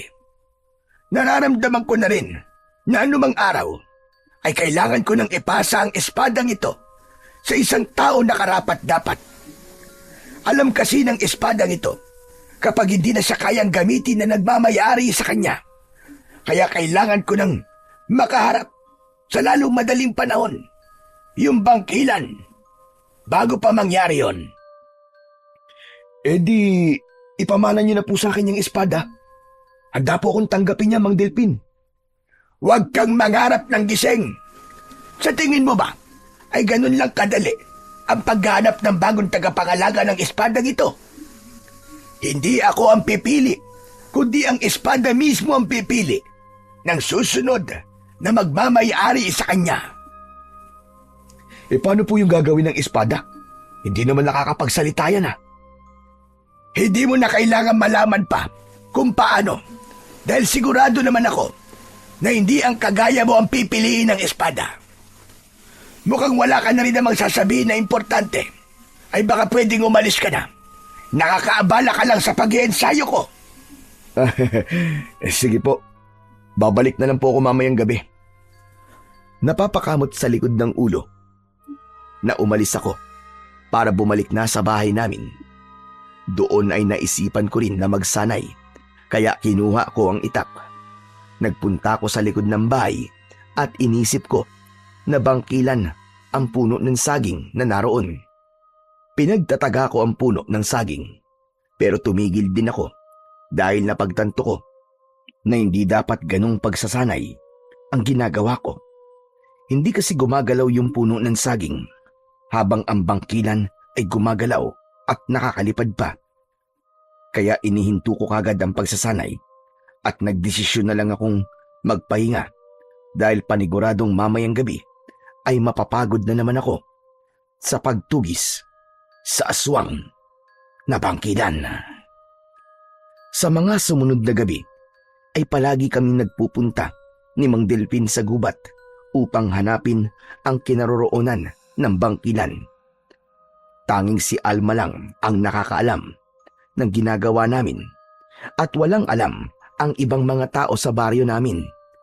Kahit maygit 1 linggo nang nawawala si Ninang Telma, ay umaasa pa rin ako na buhay pa rin siya. Hindi ko kasi nararamdaman na patay na siya. Saka bago ko matulog, ay palagi kong sinasabi sa Panginoong Diyos na kung wala na si Ninang, ay bigyan niya ako ng senyales. Pero kahit isang senyales na wala na talaga si Ninang, ay wala akong nakita o naramdaman. Hanggang sa isang dalaga naman ang sunod na nawala sa baryo namin. Ayon sa pamilya ng nawalang dalaga, ay lumabas ng sandali ang dalagang yon para kunin ang sinampay sa labas, pero hindi na nakabalik. Gabi nang nangyari yon. Hindi pa roon natapos ang pagkawala ng mga tao sa baryo namin. Sa 2 magkakasunod na gabi, ay 2 pa ang misteryosong nawala At lahat ng pagkawala nila ay nangyari ng gabi. Isang hapon, naging bisita ko si Mang Delfin. Sa may sala ng bahay kami nag-usap at kahit wala pa siyang sinasabi sa akin, ay alam ko na kagad kung ano ang pag-uusapan naming dalawa. Mukhang tama nga ang hinala natin na ang bangkilan ang kumukuha ng mga tao dito sa lugar natin, Berhel. Kaya nga po, Mang Delphin, at napapansin ko rin po na puro babae ang kinukuha niya. Tama ka. Yan rin ang napansin ko. Naisip ko rin na may pagkakapareho ang mga babaeng kinukuha ng bangkilan. Pero hindi ko matukoy kung ano ang pagkakapareho ng mga babaeng nawawala ngayon. Hindi po kaya mga dalaga lang ang kinukuha niya? Dalaga rin naman po si Ninang Telma, di ba? Posible ang sinabi mo. Pero nararamdaman ko na mayroon pang mas malalim na dahilan kung bakit mga dalaga ang kinukuha ng bangkilan. Kaya kailangan na nating malaman kung saan dinadala ng kalaban natin ang mga biktima niya. Baka kasi buhay pa sila. Nag-aabol na tayo ng oras ngayong Berhel. Bawat minutong lumilipas ay napakahalaga. Buhay ang nakataya rito. Simula noon, ay mas lalo kaming naging pursigido ni Mang Delphin sa pagganap sa aswang na bangkilan. Pero ng panahon na yon, pakiramdam ko ay naghahanap kami ng isang piraso ng karayom sa isang tambak ng dayami. Halos napuntahan na namin ang lahat ng parte ng gubat. Pero kahit isang bakas ng bangkilan ay wala kaming nakita. Isang umaga, habang nagkakape ako sa labas ng bahay, ay nakita ko si Mang Delphin na palapit sa akin. Umupo siya sa tabi ko habang bakas ang pagkabahala sa kanyang muka. Inaya ko siya sa loob ng aking bahay para makapag-usap kami ng maayos. May nawala na naman pala kagabi, Berhel. Dalaga na naman. Yung anak ni Carmela. Anak ng... May nabiktima na naman pala yung bangkilan. Ano kayang ginagawa niya sa mga babaeng kinukuha niya? Hindi ko rin alam. Wala po bang ginagawa si na Kapitan tungkol sa sunod-sunod na pagkawala ng mga babae dito sa baryo natin? Ang narinig ko ay nagpapulong sila sa mga pulis. Nagkaroon na ng investigasyon, pero duda ako na malalaman nila ang totoo dahil iniisip nilang tao ang may kagagawan ng pagkawala ng mga babae rito. Mang Delphin, hindi po kaya panahon na para sabihin natin sa lahat ang tungkol sa bangkilan? Para alam na po ng mga tao rito kung ano talaga ang totoong nangyayari at kung sino ang totoo nating kalaban. Pag-iisipan ko pa ang bagay na yan, Berhel. Ewan ko. Pero pakiramdam ko ay mas makakabuti kung tayo-tayo na lang muna ni na Alma ang nakakaalam ng tungkol sa aswang na bangkilan. Hindi kasi tayo sigurado kung paano tatanggapin ng mga tao ang katotohanang may malakas na uri ng aswang dito sa baryo natin. Sa bagay, tama po kayo, Mang Delphin. Baka isipin nila na gumagawa lang tayo ng kwento. O kaya, pag-isipan pa nila tayo ng masama. Baka isipin pa nga ng iba na may kinalaman tayo sa mga nawawalang babae. At ang pagsasabi natin ng tungkol sa bangkilan ay paraan lang natin para mawala ang hinala ng mga tao sa atin. Isa din yan sa naisip ko. Kaya ayoko munang sabihin sa mga tao ang tungkol sa bangkilan. Mas makakabuti talaga na hayaan na lang natin na ang mga tao makatuklas sa totoo. Pero Berhel, sa totoo lang, parang nawawalan na ako ng pag-asa. Bakit niyo naman po nasabi yan, Mang Delphin? Ginagawa naman po natin ang lahat, di ba? Gabi-gabi na po tayo nagpupunta sa gubat para hanapin po yung bangkilan. Ang ibig ko sabihin hindi ako sigurado kung kaya ko bang talunin sa laban ang bangkilan na yon. Hindi po ba meron po kayong espada na panlaban sa mga aswang? Kayang-kaya niyo po yun. Saka nandito naman po ako, tutulungan ko po kayo sa abot na makakaya ko. Kahit meron akong makapangyarihang espada, ay hindi ko na alam kung kaya pa ba ng katawan ko ang makipaglaban sa isang aswang na gaya ng bangkilan. Mahina na ako, Berhel. Napaglipasan na ako ng panahon. Hindi na ako kagaya nung araw. Isa pa, ilang gabi na nating hinahanap sa gubat ang bangkilan. Pero hanggang ngayon ay wala pa rin tayong ideya kung nasaan siya at saan niya dinadala ang mga babaeng kinukuha niya. Hindi po kaya wala sa gubat ang bangkilan, Mang Delpin? Baka sa ibang lugar siya nagtatago. Baka kailangan ay mag-isip tayo ng ibang lugar na posible niyang pagtaguan. Duda ako sa sinabi mo na yan. Sa tuwing asa gubat tayo, ay nararamdaman ko ang presensya ng bangkilan. Yun nga lang, wala akong kakayahang matukoy kung saan ang eksaktong kinaroroonan ng pugad niya. Nang dahil sa pag-uusap namin na yon ni Mang Delpin, ay mas lalo kong naramdaman kung gaano kaseryoso ang ginagawa namin.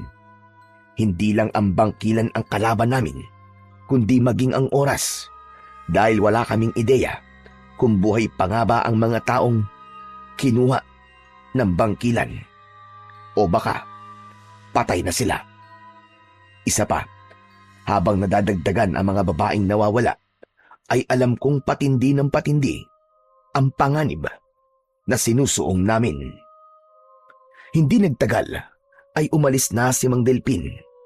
Huminga ako ng malalim dahil sa bigat ng suliranin na kinakaharap ng aming baryo. Kahit sa panaginip ay hindi ko nakita na mapupunta ako sa ganong sitwasyon. Pero naisip ko na magandang paraan yun para meron akong mapatunayan sa mga tao sa baryo namin. Kung mareresolba namin ni Mang Delpin ang problemang dulot sa amin ng bangkilan, ay makikita nila na hindi lang ako basta barumbado, kundi kaya ko ring gumawa ng magandang bagay. Baka yun din ang magindan para magustuhan ako ni Alma. Tatayo na sana ako nang biglang dumating ang kaibigan kong si Tolome. Sabi ko na nga ba meron kayong ginagawa ni Mang Delpin na ayaw niyong malaman ng ibang tao Yun ang pinag-usapan niyo na ayaw mong sabihin sa akin. Ano ba sinasabi mo? Ikaw ba yan nakainom mo suminghot ka ng sunog na gulong? Huwag ka na magmang-maangang patyong. Narinig ko ang lahat ng pinag-usapan niyo kanina ni Mang Delpin. Wala kayong kaalam-alam na nasa labas lang ako kanina. Alam ko nang merong aswang dito sa baryo natin na tinatawag niyong bangkilan. At siyang kumukuha ng mga babae sa baryo natin. Sa wakas, alam ko na rin ang sekreto nyo. Nagmamadali akong lumapit kay Tolome. Nang gigigil na tinakpan ko ang bunganga niya gamit ang kamay ko. Ikaw, tumahimik ka nga. Ang lakas-lakas ng boses mo Baka mamaya may makarinig sa'yo Masaya lang ako kasi nalaman ko na yung ayaw mo sabihin sa akin. Pero Chong, huwag kang mag-alala. Kasi hindi ko sasabihin sa kahit na kanino yung mga narinig ko kanina. Trust me, Chong. Ligtas sa akin yun. Pa-English ka pang nalalaman, hindi bagay sa'yo. Dapat lang na hindi mo sabihin sa iba ang mga nalaman mo. Dahil kapag ginawa mo yun, puputulan talaga kita ng dila at gagawin kong palawit sa harapan ng pintuan ng bahay mo. Wow! Kaya mong gawin sa akin yun, Chong? Hindi. Pero seryoso na. Hindi ako makapaniwala na may aswang pala rito sa atin. Ibig sabihin pala, yung aswang na yun ang dahilan ng pagkawala ng ninang mo at ng iba pang mga babae. Ganun na nga, Tolome. Wala na akong dapat ipaliwanag sa'yo. Kasi, narinig mo na ang lahat kanina. Chismoso ka talaga no? Huwag ka mag-alala. Kasi malinaw ang pandinig ko, kaya malinaw ko rin narinig ang lahat. Hindi na mapapagod ang bunganga mo sa pagpapaliwanag sa akin. Ang ipinagtataka ko lang, Chong. Paano nyo nalaman ni Mang Delpin na may aswang dito sa atin? Saka, bakit kayo nag-aalap sa aswang o bangkilan na yon? Alam mo kasi si Mang Delpin, manunugis pala ng aswang. Yun daw ang tawag sa mga taong nakikipaglaban sa mga aswang Ganun na daw siya, kahit doon sa lugar na pinanggalingan nila ni Alma. Siyempre, may alam siya sa mga aswang-aswang. Kaya naramdaman niya na may aswang dito sa atin. Yung bangkilan na nga. Nag-imbestiga siya at napatunayan niya na merong bangkilan dito sa atin. Tapos ako ang pinili niyang makakatulong niya sa pagtugis dun sa bangkilan. Kasi malapit sa akin si Ninang eh. Tsaka may hinala kasi kami na yung bangkilan na yon ang kumuha kay Ninang. Saka dun sa iba pang mga babae na nawawala. Alam mo, Chong, hindi mo dapat tumalaman eh. Mayayari ako nito kay Mang Delpin eh. Hayaan mo na. Ang sabihin mo na lang sa kanya ay ako ang mismong nakaalam kasi narinig ko ang pag-uusap nyo. Tsaka, magkaiba naman yun sa kusang sinabi mo sa akin, di ba? Sabagay, basta, huwag mong sasabihin sa kahit na kaninong mga nalaman mo ha. Alam mo na ang mangyayari sa'yo. Naku, aabutin ka talaga. Ito naman paulit-ulit. Wala ka ba't tiwala sa akin? Pero alam mo, Chong, sa totoo lang, nagulat talaga ako na merong aswang dito eh. Sa tagal ko nang nabubuhay, ngayon lamang nagkaroon ng aswang dito sa atin. Ang astig, no? Sira ulo, anong astig dun? Ang dami ng babaeng nawawala ngayon. At baka yung bangkilan na yon ang may gawa. Paniguradong habang hindi pa namin napapatay ni Mang Delpin yung bangkilan, ay patuloy na madadagdagan ng mga nawawala. Mag-iisang linggo na nga yata naming hinahanap yung bangkilan na yun eh, pero hanggang ngayon, wala pa rin kaming ideya kung nasang parte siya ng gubat. Nakita na kasi namin yun ng isang beses. Kaya lang, napakabilis niyang lumipad. Nawala kaagad sa paningin namin. Ano? Lumilipad pala ang bangkilan na yon? Oo, Chong. Ganun siya kalupit. Kaya paniguradong mahirap kalaban ang aswang na yon. Eh di sama niyo ako ni Mang Delpin. Sasamahan ko kayo na labanan yung bangkilan. Dagdag lakas din ako sa inyo. Nagpapatawa ka ba? Ikaw, tutulungan kaming tugisin yung bangkilan. Ikaw ang numero unong duwag na kilala ko eh. Tumigil ka nga, Tolome. Paniguradong magiging pabigat ka lang sa amin ni Mang Delpin pag nagkataon. Grabe ka namang makapanglait sa akin. Hindi kita minamaliit. Nagsasabi lang ako ng totoo, Chong. Ang gawin mo, itikom mo yung bibig mo at sarininin mo na lang lahat ng nalaman mo ngayon. Nagkakaintindihan ba tayo? Oo na. Paulit-ulit ka naman masyado. Itong tandaan mo, Tolome ha. Kapag hindi ka tumpad sa usapan natin, tatapusin ko ng pagkakaibigan natin dalawa. Seryoso ako, Tolome. Talagang hindi ko sasabihin sa iba. Takot ko na lang na hindi na tayo maging magkaibigan. Sa totoo lang, alam ko sa sarili ko na hindi ko kayang tapusin ang pagkakaibigan namin ni Tolome kahit pasabihin niya sa iba ang nalaman niya sa amin ni Mang Delpin. Hindi ganun kababaw ang pagkakaibigan namin ni Tolome. Tinakot ko lang siya para hindi malaman ng iba ang ginagawa namin ni Mang Delpin. Alam ko kasi na hindi papayag si Tolome na masira ang aming pagkakaibigan. Kaya yun na lang ang ginamit ko para manahimik siya. Pagsapit ng gabi, gaya ng nakasanayan namin ni Mang Delpin, ay muli kaming nagtungo sa gubat para sa pag-asang makikita na namin ang kinaroroonan ng bangkilan. Nagkasundo kami na maghiwalay sa paghahanap at magkita na lamang sa bukana ng gubat makalipas ang 1 oras. Yun ang unang beses na naghiwalay kami ni Mang Delpin sa paghahanap sa gubat, kaya hindi ko naiwasan ang makaramdam ng takot. Ngunit ganun pa man, inisip ko na ginagawa ko yun para kay Ninang Telma at sa iba pang mga nawawala. Matapos ang mahigit 1 oras, ay nagkita kaming muli ni Mang Delpin sa may bukana ng gubat. Parehas kaming bigong matagpuan ang pinagtataguan ng bangkilan. Sinabi ni Mang Delpin na bukas na lang ulit ng gabi namin hahanapin ang bangkilan. Kaya naman, naglakad na kami pabalik sa aming baryo. Mang Delpin, bakit ba tuwing gabi lang natin hinahanap yung bangkilan? Bakit hindi natin siya hanapin sa umaga para may liwanag pa? Dahil hindi lalabas ang bangkilan sa pinagtataguan niya kapag may araw pa. Mas madali kung sa gabi natin siya hanapin kasi ganung oras siya lumalabas. Tumangutangulang ako kay Mang Delpin bilang tugon. Nang nakarating na kami sa bahay ni Mang Delpin, ay kinabahan ako nang napansin kong wasak ang pinto ng bahay nila. Nagmamadali kaming pumasok at mas lalong tumindi ang kaba ko dahil magulo ang lahat ng gamit na naroon. Parang may isang napakalakas na bagyo ang rumagasa doon. Agad naming hinanap si Alma pero hindi namin siya nakita. Kahit sa likod ng bahay ay wala din siya. Hindi po kaya kinuha na rin ng bangkilan si Alma? Yan din ang hinala ko. Sa itsura ng bahay namin ay malinaw na maging siya ay kinuha na rin ang hayop na bangkilan na yon. Nagulat ako nang naglakad si Mang Delpin pabalik sa gubat. Sinundan ko siya at sinubukan ko siyang pigilan. Teka, Mang Delpin, sandali lang po. Ano pong gagawin nyo? Saan kayo pupunta? Kailangan kong iligtas ang apo ko. Hindi ko kayang palipasin ang gabing ito nang hindi ko siya naililigtas. Sasamahan ko po kayo. At sasama rin ako sa inyo. Nagulat kami ni Mang Delpin nang marinig namin ang boses ni Tolome sa likuran namin. Huminto kami at paglingon namin ay naroon nga si Tolome. Meron siyang dalang kawayan na matulis ang dulo.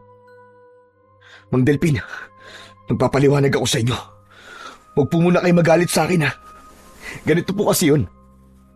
Narinig po ni Tolome yung pinag-usapan natin kanina. Kaya alam na niya ang sekreto nating dalawa. Wala na akong pakialam kung malaman ni Tolome o ng kahit na sino pa ang tungkol sa bangkilan. Ang gusto ko lang mangyari ngayon ay ang mailigtas sa buhay ng apo ko.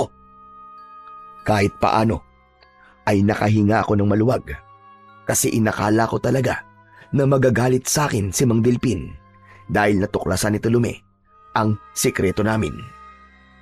Nang muling naglakad si Mang Delpin papunta sa gubat, ay agad kaming sumunod sa kanya. Hinayaan ko na lang na sumama si Tolome sa amin at umasa ako na talagang makakatulong siya sa amin sa pagliligtas kay Alma at sa iba pang mga kinuha ng bangkilan. Pagdating namin sa loob ng gubat, ay muli kaming naghiwa-hiwalay upang mas maging malaki ang tsansang mahanap namin ang bangkilan. Maingat at alerto kong sinuyod ang kagubatan, mas naging matindi ang kagustuhan kong malaman kung nasaan ang pinagtataguan ng bangkilan dahil hawak niya ang mahal kong si Alma.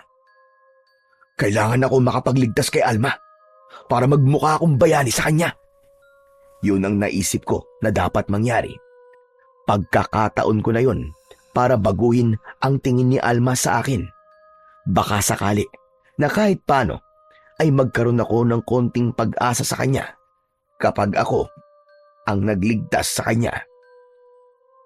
Sa gitna ng aking paglalakad ay napahinto ako dahil may narinig akong yabag ng paa na papalapit sa aking kinaroroonan. Naningkit ang mga mata ko nang isang tao ang nakita kong papalapit sa akin. Inihanda ko ang sarili ko dahil ang unang pumasok sa utak ko ay yun ang bangkilan. Ngunit habang lumiliit ang distansya ng taong yun sa akin, ay doon ko napagtanto na si Alma pala yun. Patakbo kong sinalubong si Alma. Napahawak siya sa braso ko nang nakalapit na siya sa akin. Bakas sa mukha niya ang pagod at labis na takot.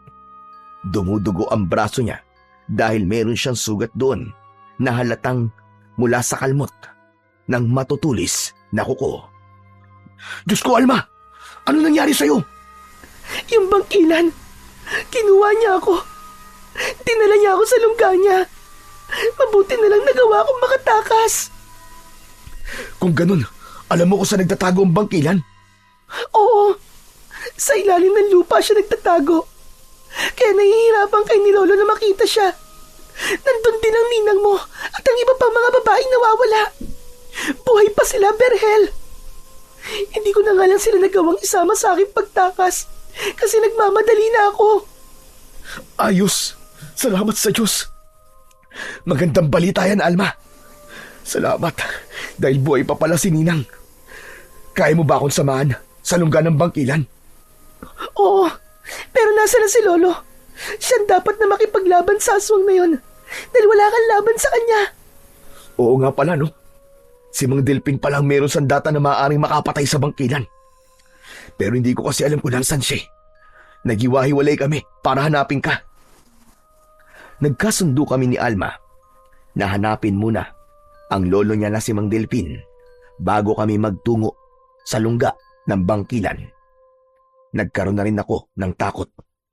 Sigurado ko na wala akong laban sa bangkilan na yon dahil wala akong kaalam-alam sa pakikipaglaban sa ganung uri ng nilalang at wala rin akong sandata na ginawa panlaban sa mga aswang. Kahit may sugat, ay naramdaman kong pilit na nagpapakatatag si Alma. Hanggang sa kapwa kami napahinto sa pagtakbo nang makita namin si Mang Delpin na nakikipagpambuno sa bangkilan. Nakahiga na si Mang Delpin sa lupa habang nasa ibabaw niya ang bangkilan. Hawak ni Mang Delpin sa kamay ang kalaban dahil pilit nung inilalapit ang matutulis nitong kuko sa muka ni Mang Delpin. Umiiyak na tinawag ni Alma ang lolo niya. Agad na lumingon si Mang Delpin sa amin. Doon ko napansin na may sugat na siya sa kanyang pisngi. Berhel! Kunin mo ang espada ko! Bilisan mo! Natataranta akong luminga hanggang sa nakita ko ang espada sa hindi kalayuan. Lumapit ako sa espada at nang kukunin ko na yon, ay naalala ko na hindi ko nga pala yun kayang buhatin. Ano pang ginagawa mo? Kunin mo na ang espada! Bilisan mo at labanan mo ang bangkilan na ito! Bilisan mo, Berhel! Dahil nangihina na ako! Pero hindi ko po ito kayang buhatin, Mang Delpin! Subukan mo lang! Huwag ka nang maraming sinasabi! Bilisan mo na! Mabilis kong inalis ang pag-aalinlangan sa dibdib ko. Huminga ko ng malalim at saka ako yumuko para kunin ang espada. Nang lumapat ang mga palad ko sa hawakan nun, ay naramdaman ko ang pagdaloy ng tila maliliit na bultahe ng kuryente sa aking kamay. Mabilis yung kumalat sa aking buong katawan. Pakiramdam ko ay para akong isang bagong tao. Marahan kong inangat ang espada at nanlaki ang mga mata ko dahil sa pagkakataong yun ay nagawa ko na yung buhatin. Hindi na yun napakabigat kagaya nung una. Bagkus ay parang kasing bigat lamang yon ng pangkaraniwang itak. Mang Delpin, tignan nyo! Nagawa ko pong buhatin ang espada nyo! Pero, paano po yun nangyari? Huwag ka na muna magtanong! Patayin mo na ang bangkilan na ito! Bilisan mo! Tumiim ang aking bagang at mas hinigpitan ko ang pagkakahawak ko sa makapangyarihang espada. Mabilis akong tumakbo papunta sa aswang na bangkilan. Nang malapit na ako sa kanya, ay bigla siyang humarap sa akin at malakas siyang umangil. Nakita ko ang matutulis niyang mga pangil na nagbigay sa akin ng takot. Napaatras ako at tatakbo sana ako palayo nang marinig ko naman ang boses ni Alma. Huwag kang tumakbo! Sa suntukan napakagaling mo! Tapos sa aswang takot ka! Napahiya ako sa sinabing yun ni Alma. Doon ko naalala na kailangan ako ang pumatay sa bangkilan at baka sakaling mag-iba ang tingin niya sa akin. Kaya naman, kahit natatakot ako, ay pinilit kong lakasan ang aking loob. Inisip ko na pagkakataon ko na yon para magpakitang gilas kay Alma. Muling sumugod ang bangkilan papunta sa akin. Diretso ko siyang tinignan sa kanyang mga mata, ngunit nang halos isang dipa na lamang ang layo niya sa akin, ay bigla siyang lumipad paitaas.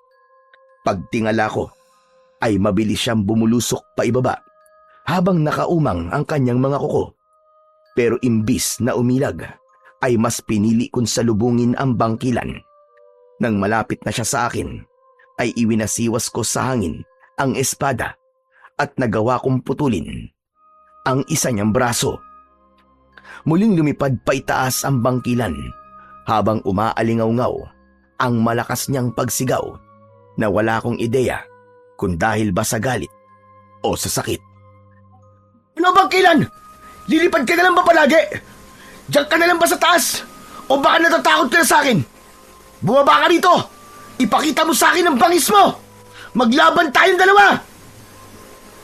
Mas lalong lumakas ang pagsigaw ng bangkilan.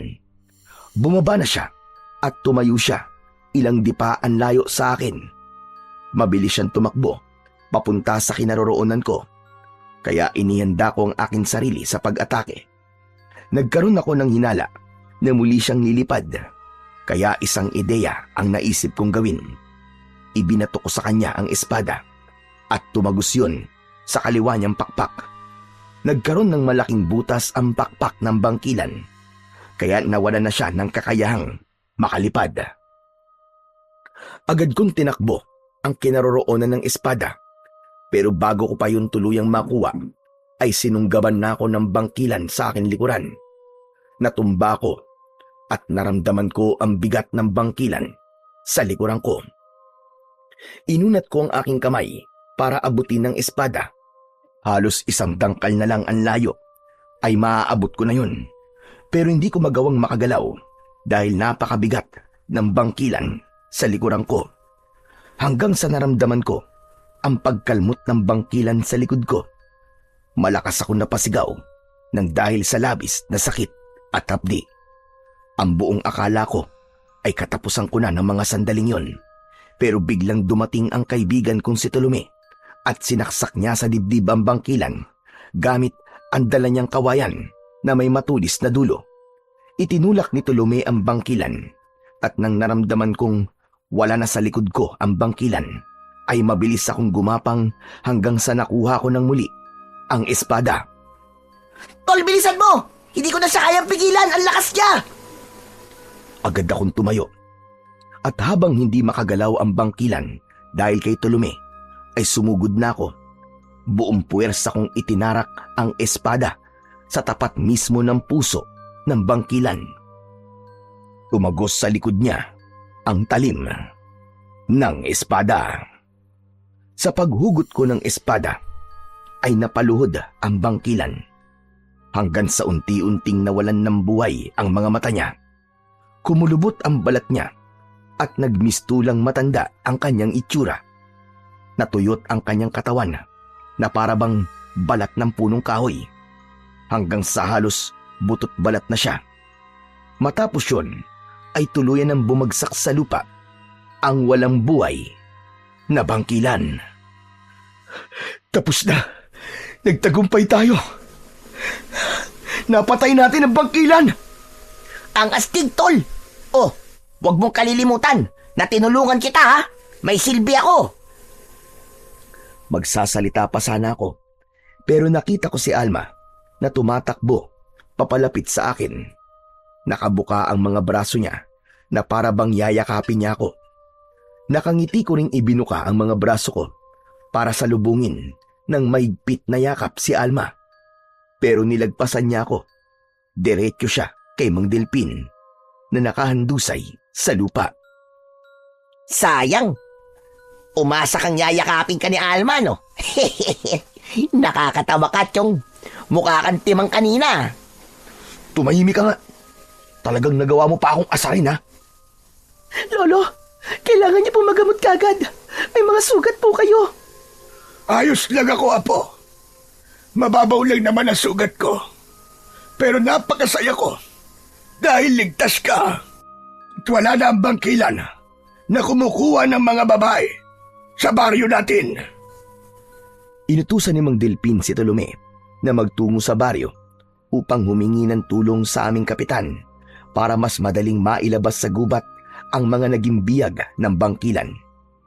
Sinabi ni Alma kay Tolome kung nasaan ang kinaroroonan ng mga nawawalang babae upang madali yung makikita ni Tolome kapag bumalik siya kasama sina kapitan. Habang ako, si Alma at si Mang Delpin ay nagsimula ng magtungo sa kinaroroonan ng mga nawawalang babae sa aming baryo. Nang sandaling yon, ay hindi pa rin ako makapaniwala na nagagawa ko ng buhatin ang makapangyarihang espada ni Mang Delpin. Lo, nung dinala po ako ng bangkilan sa lungga niya, ay sinabi niya na kailangan niya ng 13 birhen na mga babae para gawing alay sa paparating na kabilugan ng buwan. Yung kasi ang paraan para maging immortal siya. Kung sakaling nagtagumpay siyang gawin yun, ay wala lang kahit na sino anumang sandata ang makakapatay sa kanya. Yung pala ang dahilan kung bakit puro mga dalagang babae ang kinukuha ng bangkilan. Mabuti na lang talaga at nagawa siyang patayin ni Berhel bago niya magawa ang pag-aalay. Kung sakali pala, ay napakalaki ng magiging problema nating lahat.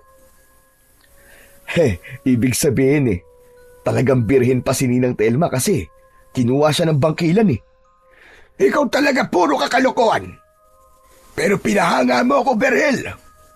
Hindi ko talaga inakala na magagawa mong buhati ng aking espada at nagawa mo pang patayin ang bangkilan. Pinatunayan mo sa akin ngayong gabi na hindi lang puro pakikipagbasag ulo ang kaya mong gawin, kundi kaya mo rin palang maging isang bayani. Nako, nakakaiya naman po, Mang Delpin. Maraming salamat po sa papuri nyo. Pero, nagtataka pa rin po ko kung bakit po nagawa kong buhatin tong espada nyo. Kanina, sa gitna ng pakikipaglaban ko sa bangkilan, ay nawalan na ng kapangyarihan ng espada. Ibig sabihin, panahon na yon para magharap ng bago niyang tagapangalaga. Ang totoo, suntok sa buwan ng pag-utos ko sa iyo kanina na gamitin ang espada. Sadyang desperado na kasi ako sa sitwasyon natin kanina. Hindi ako sigurado na kung ikaw ba ang karapat-dapat na susunod na magmamay-ari niyan. Kaya kahit ako ay nagulat nang nagawa mong buhatin at gamitin ang espada. Teka, Mang Delpin, ang ibig niyo po ba sabihin ako na po ang bagong nagmamay-ari nitong espada nyo? Ganun ba? Tama ka. Ganun na nga, Berhel. Hindi man ka paniwala, pero simula sa gabing ito, ay ikaw na ang bagong tagapangalaga ng espadang yan. At sana, Berhel, gamitin mo lamang yan sa kabutihan at pakikipaglaban sa kasamaan. Opo, Mang Delpin. Nangangako po ako na hindi ko po ito gagamitin sa hindi maganda. Gagamitin ko lang po ito para sa kaligtasan ng lahat. Aasahan ko yan. Huwag kang mag-alala dahil ako magtuturo sa'yo kung paano gamitin yan ng tama sa pakikipaglaban. Nandito lang ako hanggang sa matutunan mo ang lahat ng dapat mong matutunan. Berhel, gusto ko rin magpasalamat sa'yo kasi iniligtas mo si Lolo Delphine. Wala yon. Nakita mo naman kung gaano ako kalakas, di ba? Siguro naman papayagan mo na akong ligawan ka ulit. Tatapatin kita ulit. Hindi kita nakikita bilang nobyo ko, Berhel. Pasensya ka na ha. Pero hanggang pagkakaibigan lamang ang kaya kong ibigay sa'yo. Ganun ba? Masakit pero wala naman akong magagawa, kundi ang tanggapin kung anong desisyon mo. Siguro nga kahit na anong gawin ko hindi mo ako magugustuhan. Hindi nagtagal ay narating na namin ang lungga ng bangkilan. Meron isang malaking hukay sa lupa na natatakpan ng mga dahon at sanga. Pumasok kami ron at isang lagusan ang nagdala sa amin sa mga babaeng nawawala. Matapos naming mailigtas ang mga babaeng kinuha ng bangkilan, ay mabilis silang nadala ni na kapitan at mga tanod sa ospital sa bayan. Nang nalaman ni Ninang Telma na ako ang pumatay sa bangkilan, ay nagbago ang pakikitungo niya sa akin at hindi na niya ako itinuring na para bang isang alipin. Nalabis ko namang ikinatuwa. Sineryoso ko rin ang pagsasanay ko sa paggamit ng makapangyarihang espada. Kasama si Mang Delphine. Tinanggap ko na rin sa sarili ko na hindi ako kayang mahalin ni Alma at sapat na sa akin na magkaibigan na lamang kaming dalawa. Bukod doon ay inalis ko na ang madalas kong pakikipag-away dahil alam kong may responsibilidad na ako sa aming baryo. Yun ay ang maging bayani at maging tagapagligtas ng aming baryo laban sa mga aswang. Doon ko napagtanto na walang magandang maidudulot ang pagiging barumbado. Mas magaan pala sa pakiramdam ang mabuhay ng walang kaaway at malayo sa basag ulo. Napagtanto ko na mas may saysay ang buhay kapag may respeto ka sa sarili mo at sa kapwa mo. At bilang bagong tagapangalaga ng espada, mas malinaw na sa akin ang tungkulin ko na hindi lang pumatay ng mga aswang, kundi ang maging magandang halimbawa sa aming baryo.